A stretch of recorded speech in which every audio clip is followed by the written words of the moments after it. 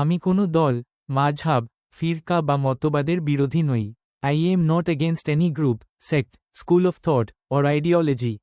আমি কেবল আল্লাহর প্রেরিত পবিত্র কুরআনের আলোকে দাওয়াত পৌঁছাতে চাই।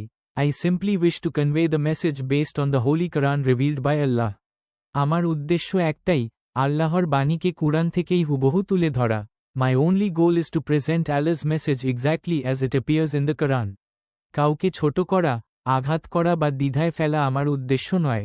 It is not my intention to belittle, hurt, or confuse anyone. আমরা সবাই আল্লাহর বান্দা, এবং আমাদের প্রত্যাবর্তন তার কাছেই। We are all servants of Allah, and to him is our final return. তাই আমি যা বলি, তা যেন হয় শুধুই কুরআনের ভাষা ও প্রমাণে।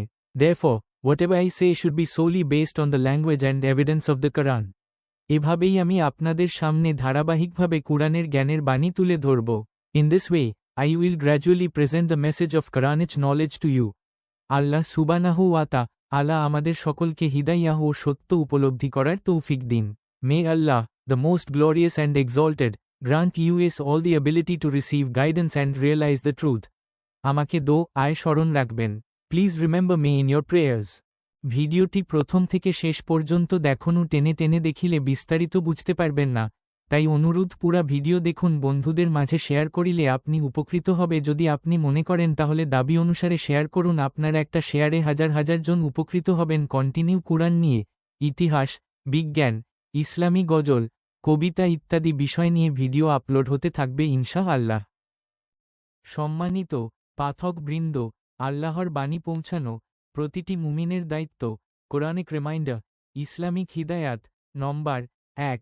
একজন মুমিন শুধু নিজের জন্য বাঁচে না, সে সমাজের জন্য আলোর বাতিঘর।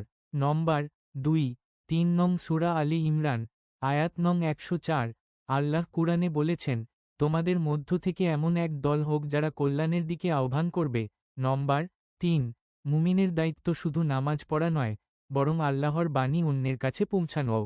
নম্বর 4। সূরা নাহল 16, আয়াত 125 বলা হয়েছে, তোমার প্রতিপালকের পথে ডাকো, প্রজ্ঞা ও সুন্দর উপদেশ দিয়ে। নম্বর 5। আজ যদি আপনি একজনকেও আল্লাহর পথে ডাকেন, কাল তা আপনার জন্য নাজাতের পথ হতে পারে। নম্বর 6।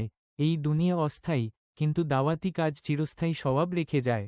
নম্বর 7। দাওয়াতের জন্য বড় আলেম হওয়া লাগে না, সত্য জানলেই তা অন্যকে বলা জরুরি। নম্বর 8। চলুন নিজে শিখি, অন্যকে জানাই, আল্লাহর বাণী পৌঁছাই।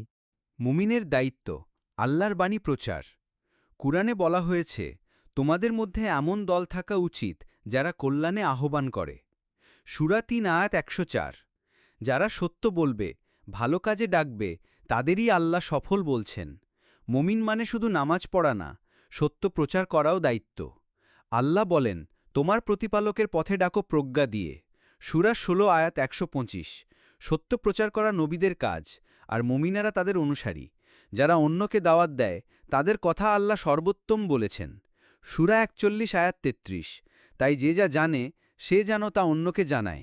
চলো নিজেরা শিখি, শিখাই, আল্লাহর বাণী পৌঁছাই। কোরআনের বাণী যে কোন জনের কাছে আপনি যে কোনো মাধ্যমে পৌঁছানো, আল্লাহ আপনার আমল নামায় পূর্ণ সওয়াব দান করবেন, কারণ আপনি কুরআনের দাওয়াতের আধিকারী হিসাবে গ্রহণযোগ্য হলেন।